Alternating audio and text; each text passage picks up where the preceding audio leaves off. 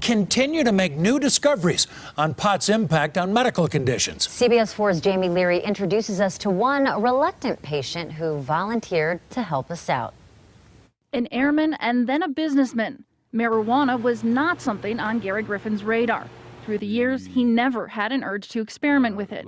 It was the devil's weed.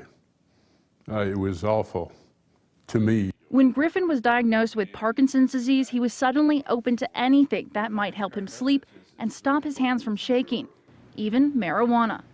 First drop, may not survive. I may go wild kicking off the balcony.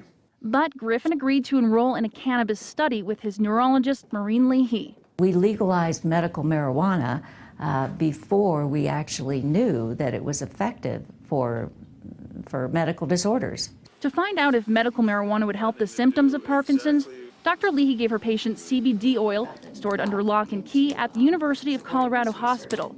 Many of her patients had positive effects. But they had a reduction in our assessments of their motor symptoms, and they had improvement in their nighttime sleep. For Gary, there was only a small improvement with the shaking in his hands.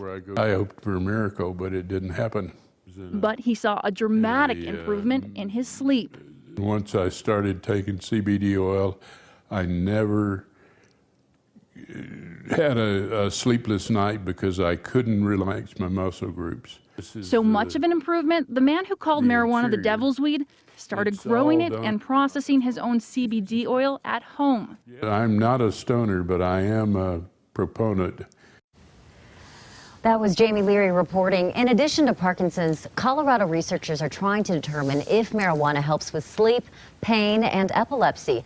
Dr. Leahy plans to kick off a much larger placebo-controlled Parkinson's study in the coming months.